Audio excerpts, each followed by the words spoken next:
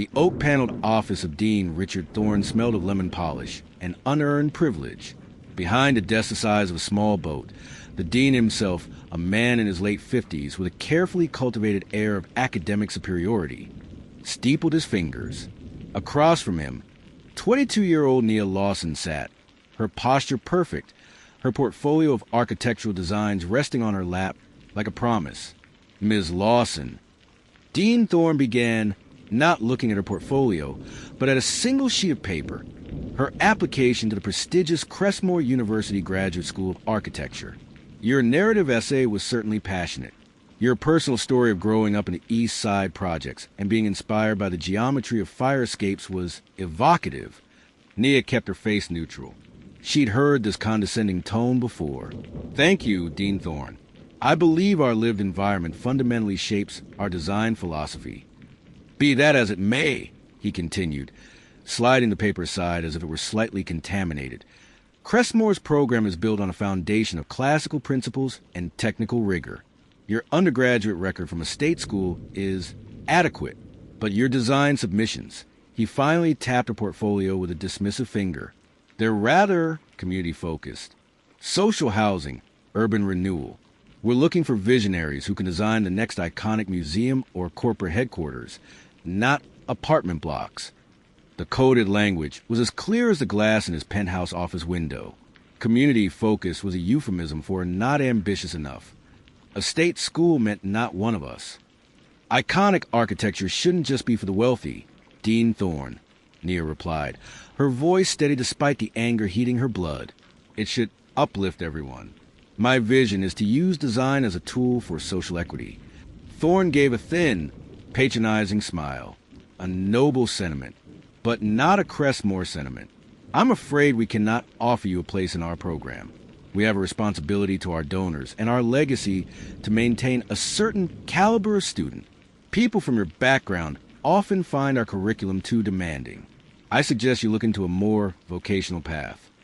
People from your background, the final, brutal blow. He wasn't just rejecting her application. He was rejecting her very right to aspire to his world. Nia stood, her composure a shield. I understand. Thank you for your time. She didn't take her portfolio. Let it be as trash. She walked out of the office, the sting of the rejection a familiar, bitter taste. But unlike the previous times, this sting was quickly replaced by a cold, sharp clarity. She had given Crestmore one final chance to see her for her mind. They had chosen to see only her zip code and her skin tone. Later that evening, in her sleek high-rise apartment that overlooked the very city Crestmore claimed to architecturally dominate, Nia opened her laptop. She wasn't the struggling student from the projects Dean Thorne imagined. She was Nia Lawson, the anonymously famous tech mogul. Her app, Urbanscape, a revolutionary tool for participatory city planning, had been acquired for 9 figures 2 years prior. She had spent the time since then quietly using her wealth to fund community land trusts and black-owned development firms. She opened an encrypted file, Project Phoenix, the Crestmore Initiative. It was a detailed $50 million plan to fund a new center for equitable urban design at the university, on the condition that it be led by and for students from underrepresented backgrounds. It was a Trojan horse she had planned to reveal upon her acceptance, a way to force the institution to live up to its stated ideals. Now, she had a different use for it. She dialed her chief financial advisor, Ben. Ben, activate the Crestmore Initiative. But we're changing the strategy. I want to make the donation anonymously for now. The only point of contact will be my initial Nia Lawson. Schedule the meeting with the Board of Trustees for next week. Understood, Nia, Ben replied. May I ask the new objective? A slow smile spread across Nia's face. The objective is to make Dean Thorne beg for the future he just threw away. A week later, Dean Thorne sat in the opulent boardroom, facing the full Board of Trustees. The chairman was beaming. Richard, fantastic news.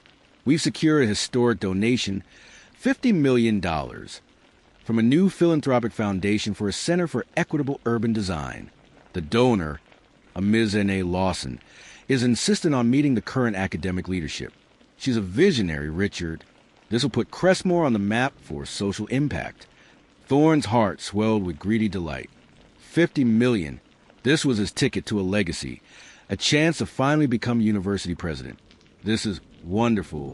When do we meet this magnificent benefactor? The boardroom door opened. Thorne stood, ready to grovel. A practiced smile plastered on his face. Nia Lawson walked in.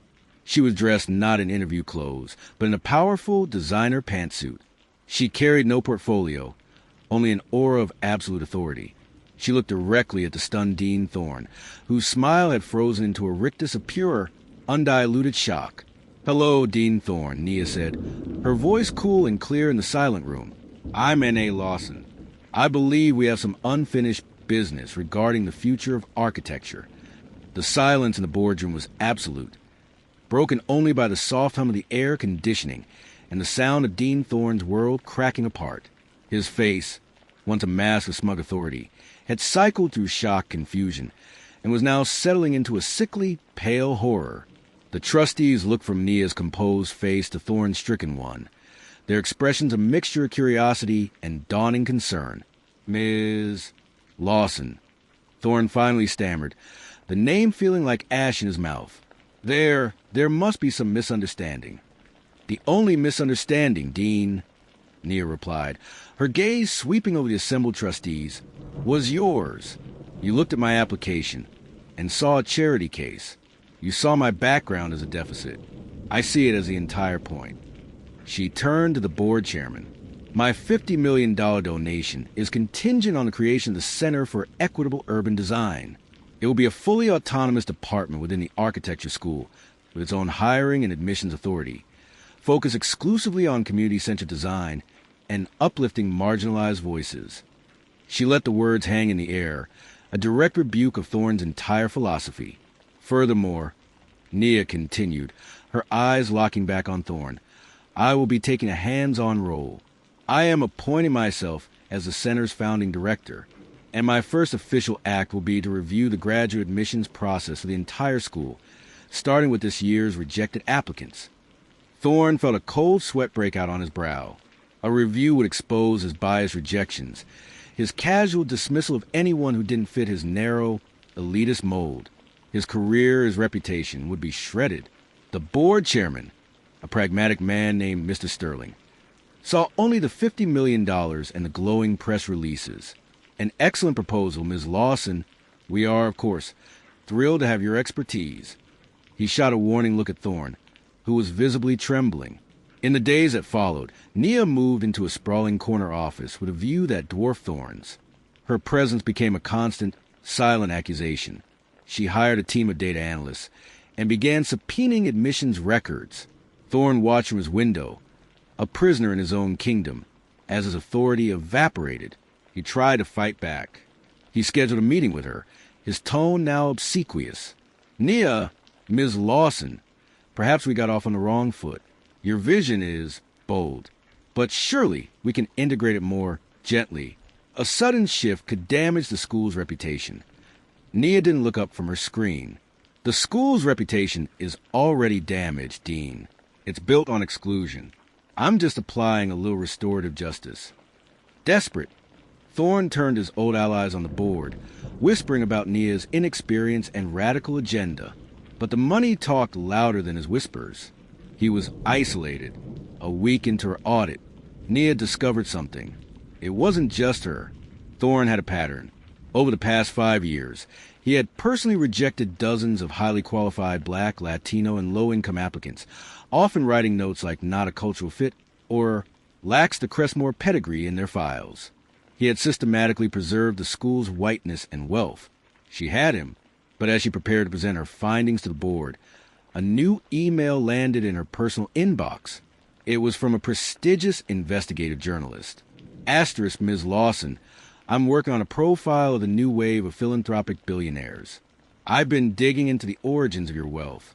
Your app, Urbanscape, was brilliant, but my sources suggest the algorithm was developed concurrently by a small startup you interned with in college, which mysteriously folded after you left. They're claiming intellectual property theft. Care to comment?" Asterisk. The message was like a punch to the gut. It was a lie, a twisted version of events from a bitter former colleague she'd outperformed. She had the legal paperwork to prove it, but a public accusation, even a false one, launched right as she was taking on a powerful institution. It was a weapon designed to destroy her credibility and paint her as a hypocrite. She knew with cold certainty who had fed the journalist this story. Thorne was fighting dirty. He wasn't just trying to save his job. He was trying to bury her. The email from the journalist was a poisoned dart, perfectly aimed. Nia knew fighting it publicly would only give the lie more oxygen. "They want me to deny it, to look defensive," she told Ben, her voice tight with controlled fury. "Thorne is trying to drag me into the mud where he's comfortable."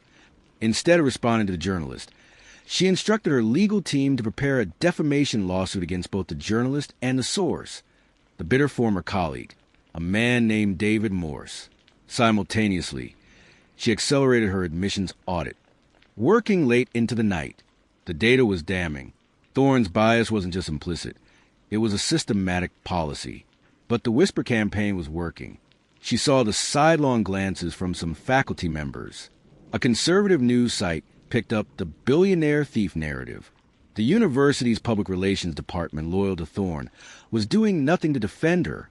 Her only ally on the inside was a young, idealistic economics professor, Dr. Lawson, who risked her own tenure to leak Nia information about Thorne's inner circle. "He's panicking," Isla told her in a hushed conversation in a campus cafe.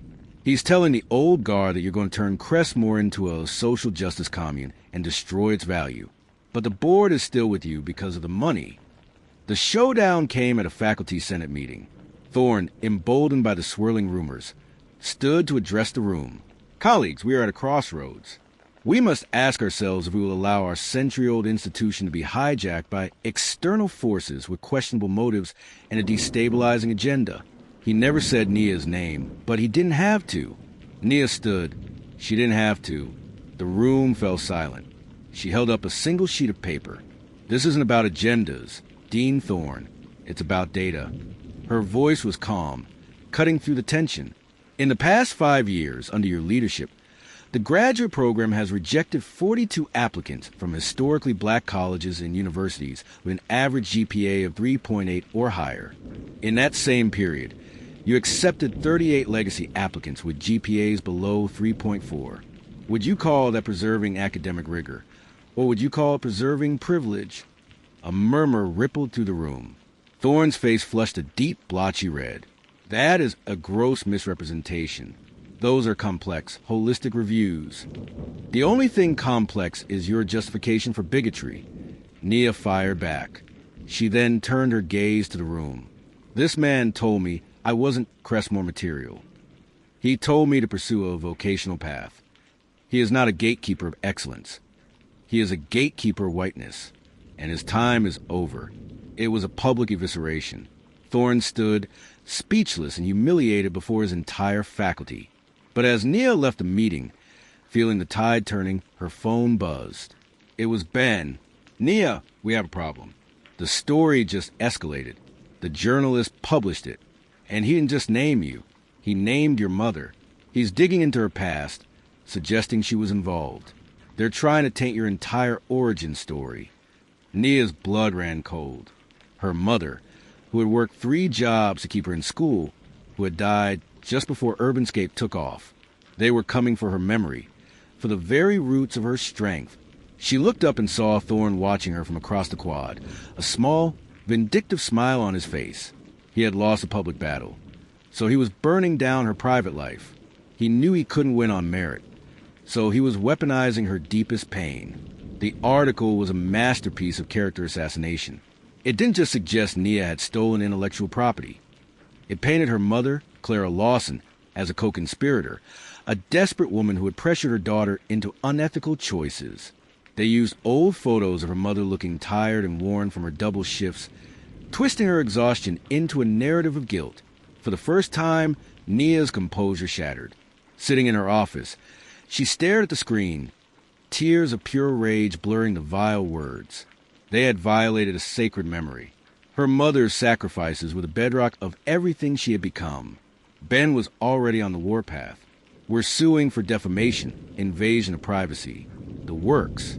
We have David Morse's signed non-disclosure agreement from the internship and all the timestamp code repositories proving you developed Urbanscape independently. It doesn't matter, Nia whispered, her voice raw. The stain is there. They've dragged her name through the mud. She looked out at the campus, at the institution she had wanted to reform. Now, it felt like a nest of vipers. Dr. Isla Chun found her there. Nia, I'm so sorry. This is monstrous. She placed a gentle hand on her shoulder. But this is Thorne's last stand. He's desperate. The faculty senate is circulating a vote of no confidence in his leadership. Your data was a final push. He's trying to take you down with him. Isla was right. The university's social media channels were flooded with outrage, but now it was split, half defending Nia, half repeating the lies. The board was getting nervous. The $50 million was starting to look expensive. Nia knew a legal battle would take years. She needed to win the war of public perception now. She had to fight fire with an inferno of truth. She called a press conference for that afternoon on the steps of the main administration building. The media, smelling blood, turned out in droves. Dean Thorne watched from his office window, a smug, triumphant look on his face, believing he had finally checkmated her. Nia stepped up to the microphones. No notes, just a fire in her heart. I am here today because Dean Richard Thorne, a man who systematically denied education to brilliant students of color, has decided that if he cannot defend his record, he will attack my mother's memory. Her voice was clear and sharp, carrying across the quad. He is using a bitter, failed former colleague to spread lies about a woman who worked herself into an early grave so her daughter could dream bigger than their circumstances. She held up a thick folder. In this file is every legal document, every time-stamped line of code, every piece of evidence that proves these allegations are fabrication. My lawyers will be filing suit before the day is out. She paused, letting the weight of her words settle. Then she shifted. But this isn't just about me. This is about every student Dean Thorne has ever turned away. So, instead of just talking about my mother, I'm going to introduce you to someone else's. She gestured to the side of the stage. An older black woman, Ms. Evans, walked up, holding the hand of her 20-year-old daughter, Chloe. The camera zoomed in. Chloe held a framed acceptance letter to Crestmore's architecture program. An acceptance Nia's audit had uncovered was wrongfully rescinded by Thorne. My daughter, Ms. Evans said, her voice trembling with emotion, had a 4.0 from community college. She designed a homeless shelter for her final project. Dean Thorne told her she lacked a pedigree for Crestmore. He told her she should be realistic. Is that what you call excellence? One by one, Nia introduced other rejected students and their parents. A Latino father whose son was told his designs were too ethnic. A single mother whose daughter was rejected for a lack of cultural fluency. It was no longer Nia's story. It was a chorus of broken dreams, all leading back to the man in the office above.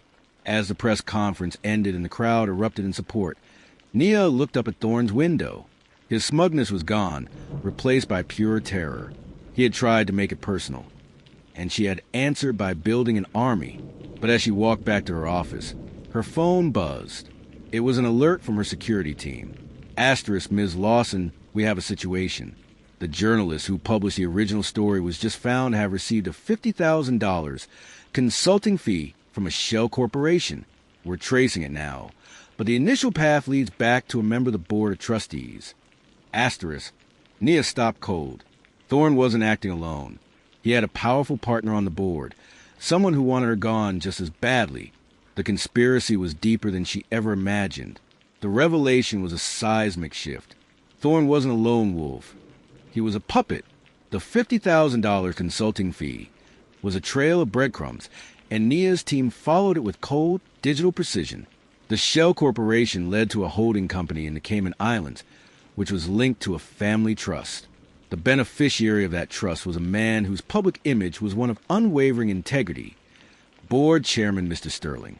Sterling, the man who had beamed at the announcement of her donation, the man who had sided with her against Thorne in the boardroom. He had been playing both sides, using Thorne as a blunt instrument to maintain the status quo, while positioning himself as a progressive ally to secure her money. He's the real power, Nia said, standing before a digital map of financial connections in her office. Ben and Dr. Isla watched, stunned. Thorne is the face of the bigotry, but Sterling is the architect. He doesn't care about Crestmore's pedigree. He cares about his endowment and his own legacy. He saw my center as a threat to control and the school's brand value.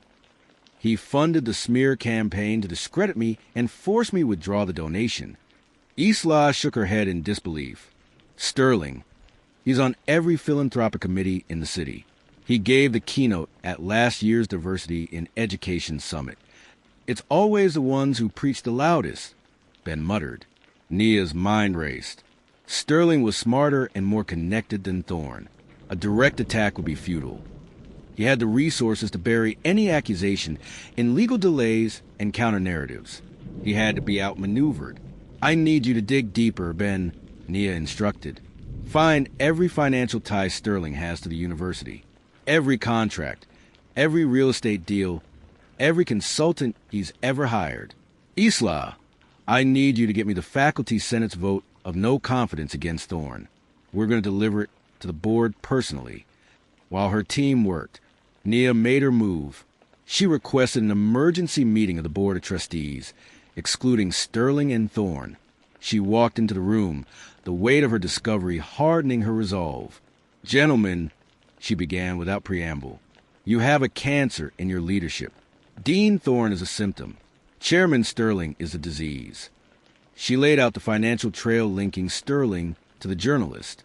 The board members, a mix of wealthy alumni and corporate titans, shifted uncomfortably. One of them, a formidable woman named Mrs. Vance, who had built her own manufacturing empire, spoke. These are serious allegations, Ms. Lawson, but this is a private financial matter for Mr. Sterling.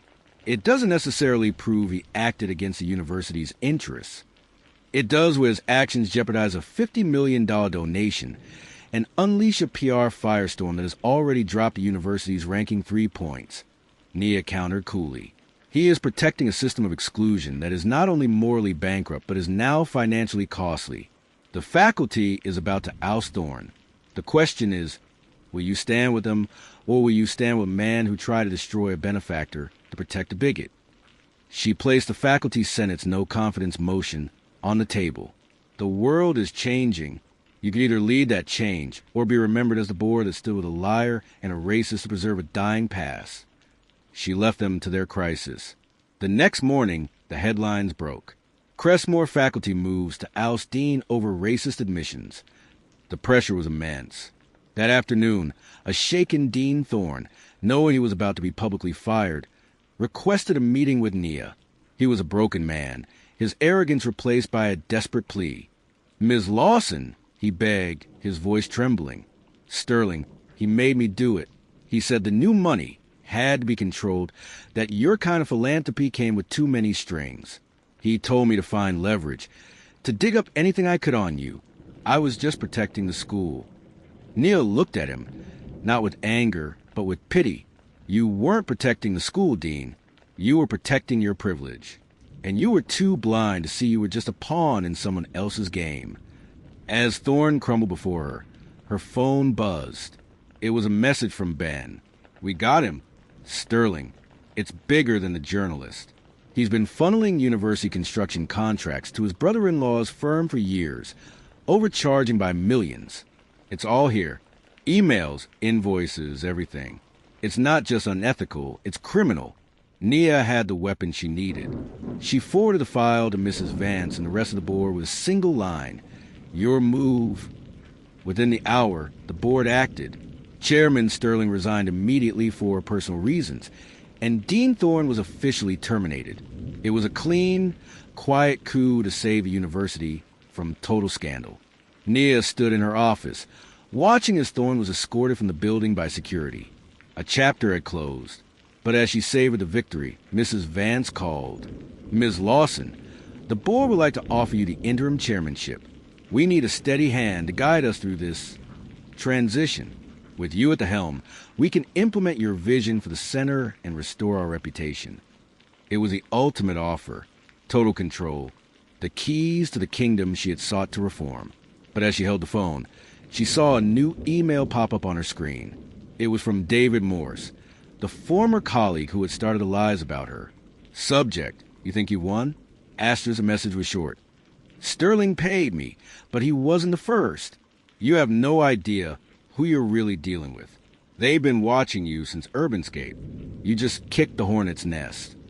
Asterisk, the offer of the interim chairmanship sat in the air, a golden crown forged in the fire of her revenge. Mrs. Vance's voice was smooth, persuasive. We need you, Nia. You can finally fix this place from the top. But David Morse's email was a shard of ice in her veins. Asterisk, you have no idea who you're really dealing with. Asterisk, Nia looked out at the campus, now symbolically hers for the taking. But the victory fell hollow. She had beaten Thorne and Sterling, but Morse's words painted a terrifying picture. They were just millmen, two rotten branches on a much larger, deeper-rooted tree.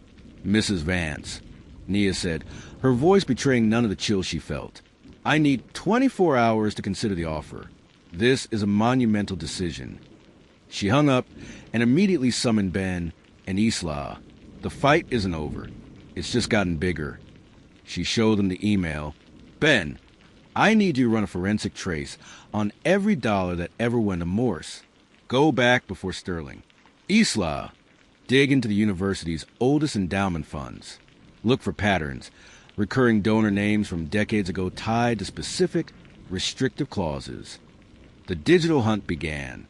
Ben, working with a team of elite hackers, peeled back the layers of Morse's finances.